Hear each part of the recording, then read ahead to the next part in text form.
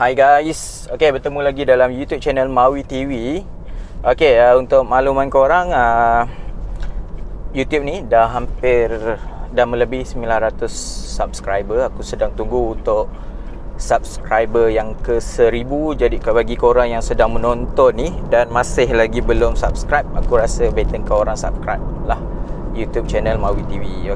Hari ni aku nak cerita berkaitan dengan berkaitan dengan hari tu aku buat video berkaitan dengan kisah aku tak jadi nak beli Proton X50. Jadi video tu agak laju view dia. Dalam tempoh 2 ke 3 hari dah sampai hampir 5,000 viewer.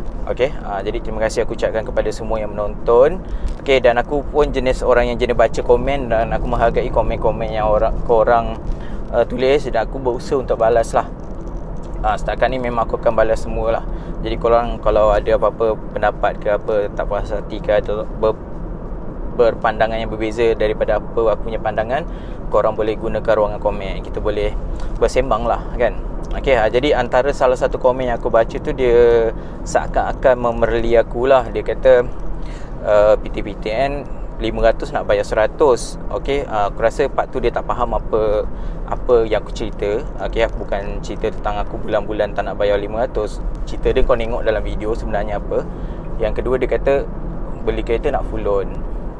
Yang tu macam pada aku macam apa masalah dengan full loan? Kau kalau tak mampu, bank tak bagi kau full loan, itu sebab masalah kau punya statement bank lah, ataupun kau punya masalah gaji lah. Sebab tu bank tak lepaskan kau punya full loan. Jadi kau tak perlu sakit hati dengan aku yang bank bagi full loan. Full loan dengan tak full loan ni bukan cerita pasal kau ada duit ke tak ada duit. Kalau duit kau banyak pun, kalau bank rasa slip gaji kau tu tak boleh dapat full loan, kau tak akan dapat full loan. Jadi tak payah acah-acah sangat lah pada aku lah kan. Jadi aku nak cerita kat sini berkaitan dengan kenapa aku prefer untuk beli kereta full loan berbanding aku bayar down payment 10% biasanya lah.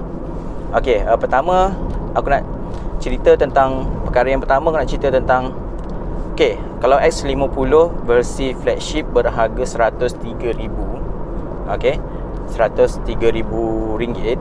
Down payment dalam 10,000 lah. Kita bulatkan je lah. Harga dia 100,000, perlu bayar 10,000 ringgit. Aku bayar down payment hari ni 10,000 ringgit. Esok kereta keluar. Lusa aku bawa satu hari, aku rasa tak puas hati, aku nak jual kereta tu. Kau rasa berapa kemudiannya harga X50 yang aku beli tu pada hari yang kedua lepas aku keluar daripada showroom?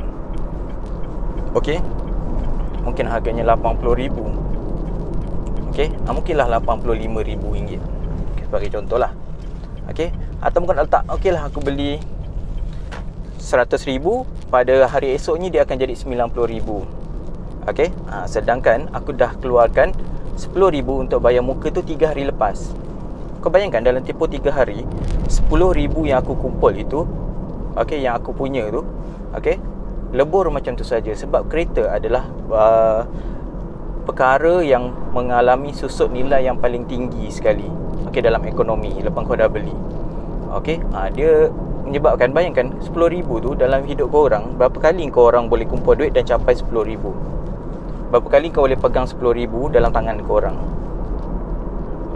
Bila kau dah ada 10,000, kau bayar untuk beli down payment kereta. Hari kedua lepas kau dapat kereta tu, kau nak jual, kau tak akan dapat balik kau punya 10,000 tu. Kau faham tak? Sebab tu aku pilih kenapa untuk buat full loan. Untuk membeli kereta, aku lebih cadangkan lah. Tapi kalau korang rasa korang nak down payment, terpulang lah. Tapi pada aku, buat masa ni aku ada isu dengan kereta yang aku nak trade in tu, masih lagi ada hutang. Jadi aku fikir aku dah perlu keluarkan hampir 20,000 untuk settlekan kereta dan juga bayar down payment 10%. Pada aku macam mana berbaloi ke aku nak keluarkan 20,000 tu untuk kereta yang pada hari esok tu dah tak ada nilai dah. Kau faham tak? Pertama, susut nilai yang besar bila aku keluarkan. Aku mungkin kumpul dalam setahun atau 2 tahun duit tu, dan pada satu malam saja duit tu akan hilang begitu saja. Okey, disebabkan oleh faktor susut nilai kereta yang aku beli. Okey, faktor yang kedua, kenapa aku pilih full loan? Okey, X50 kalau harganya 100,000, engkau bagi down payment, okey, kau bagi down payment 10%, 10,000 lah. Okey, tolak 100,000 jadi 90,000 kau punya loan. Kau pergi bank dengan rate 2.3%, bulanan kau adalah lebih kurang RM1,000 tau. Okey, 90,000 loan, kau punya bulanan adalah 1,000. Kalau kau buat full loan, okey, 100,000 loan, okey, dalam tempoh 9 tahun dengan rate 2.3, bayaran bulanannya adalah 1,100 plus. Okey, jadi gap dia adalah 100 je. Kau hanya perlu tambah kau punya komitmen bulanan 100 untuk bayar loan kereta tu, tambahan daripada yang sepatutnya, daripada kau mengeluarkan seluruh simpanan kau untuk bayar down payment kereta tu. Okey, dalam jangka panjang, aku cerita dalam jangka panjang, bila kau bayar kereta 9 tahun, sebulan 100, okey, jadi dalam tempoh 9 tahun, okey, dalam tempoh 9 tahun ada 108 bulan kan. Jadi sebenarnya kau hanya bayar RM10,800 je. Okey, ekstra kereta tu berbanding dengan harga dengan 90,000 loan kau tu. Kau faham tak? Okey, kau tolakkan pula 10,800 tu dengan 10,000 down payment yang kau buat 90,000 tu, termasuk 10% tu, korang akan dapati bahawa gap dia hanyalah 800 saja yang kau perlu bayar ekstra. Okey, berbanding dengan kau bagi down payment 10%. Okey, bayangkan 10% kau bayar, kau buat loan 90,000 dengan loan 100,000 full loan, gap dia adalah RM800 je dalam tempoh 9 tahun. Kau bayangkan 9 tahun lagi, RM800 tu, adakah ianya terlalu besar? Faham tak maksud aku ni? Okey, dengan kau bayar deposit 10,000 hari ni, 10,000 tu besar. Okey, dengan berbanding dengan kau buat loan full loan, okey, akhirnya pada tahun yang ke-9 tu kau hanya ada kerugian RM800. Okey, adakah besar 10 tahun, 9 tahun lagi RM800 tu kau rasa? Berbanding kau perlu keluarkan RM10,000 hari ini yang kau ada tu untuk buat down payment. Jadi kadang-kadang aku pelik kenapa orang beli kereta buat down payment sampai 20%. 20% tu untuk kereta yang 100,000, bezanya 200 je sebulan. Okey, sama juga kalau kau cerita tentang kereta yang 5,000, contohnya nak beli Myvi 50,000, down payment 5,000, loan RM45,000. Okey, beza antara full loan dengan 90% loan tu RM50 je. Kau faham tak maksud dia? Jadi aku memilih, okey, aku memilih daripada aku bayar aku punya simpanan yang aku simpan bertahun-tahun ni, sekelip mata je akan cair duit tu, baiklah aku bayar bulan-bulan 100 dan gaji akan meningkat setiap bulan. Jadi kesannya, impactnya, okey, kau tak akan rasa untuk tahun kedua pun perbezaan tu sebab gaji kau meningkat. Okey, dalam situasi aku lah. Okey, itu faktor yang kedua. Okey, perbezaan antara bulanan dia tak berapa besar pun antara kau bagi 10% dengan tak bagi. Okey, yang ketiga, kadar faedah lah tadi aku cakap. Akhirnya nanti 100 sebulan kau bayar selama 108 hari, 108 bulan itu, okey, hanya berbeza RM800 berbanding dengan kau bagi down payment 10%, RM10,000 tu. Faham tak? RM10,000 sekarang kau keluarkan, okey, kau dapat penjimatan RM100 sebulan. Okey, aku memilih full loan, aku bayar lebih RM100, okey, sampailah ke 9 tahun nanti. Kalau kau kira total RM100 setiap bulan yang aku lebih bayar ni, hanyalah lebih RM10,800. Jadi RM800 je sebenarnya aku bayar lebih berbanding korang yang bayar 10% loan tu. Okey, faham situasi dia kat sini? Okey, yang keempat aku rasa faktor ialah aku layak untuk full loan. Aku bukan cerita tentang aku beli X50 Proton X50 Premium tapi declare ambil nak beli premium tapi declare flagship. Aku tak buat macam gitu. Aku memang nak beli flagship dan aku declare kat bank aku nak full loan, dan bank lepas dah. So apa masalah dia? Dan bank percaya dengan statement bank aku, dengan statement gaji aku, semua tak ada masalah, dan bank boleh bagi penuh. Jadi dah dibagi penuh, apa masalah aku nak kena keluarkan duit aku pula yang kemudiannya aku simpan berapa tahun ini untuk dileburkan pada satu malam. Okey, itu kenapa. Okey, 4 sebab aku pilih untuk buat full loan untuk beli kereta. Aku lebih cadangkanlah untuk diri aku buat full loan. Ataupun selalunya kalau aku beli kereta-kereta, aku dah beli 2 kereta sebelum ni, aku akan beli pada hujung tahun, di mana kat situ ada rebate tu buat down payment. Yang tu aku pilih. Aku setakat 2 kereta yang aku pilih itu.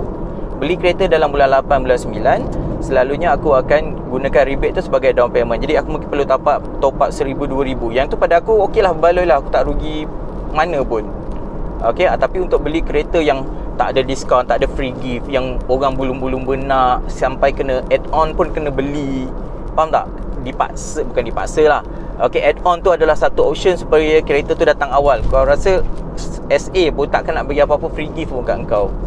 Okey, jadi dengan cara tu aku rasa, buat apa aku nak keluarkan modal sedangkan aku boleh dapat full loan. Okey, tapi aku percaya juga siapa yang bayar 10% down payment ni pun ada kebaikan.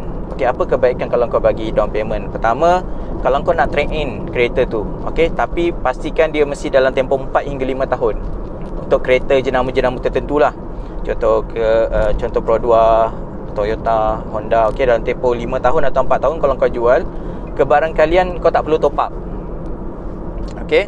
Tapi kalau kau sampai ke 5-6 tahun, mungkin kau akan dapat ekstra. Macam aku punya Toyota Vios sebelum ini, aku 5 tahun aku pakai, aku jual, aku dapat dalam hampir RM6,000.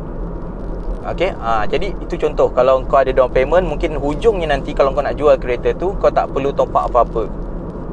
Okey, berbanding kalau kau buat full loan. Okey, kalau kau buat full loan, aku galakkan kau gunalah kereta tu sampai berbayar, ataupun guna sampai tahun ke-7. Okey, sebab pada masa tu kalau kau jual, kau mungkin tak perlu top up apa-apa, mungkin. Okey, tapi kalau kau dah lah full loan, 3 tahun guna, kau nak jual, hujung tu 3 tahun tu lah kau kena top up. Itu kelemahan kalau full loan pula.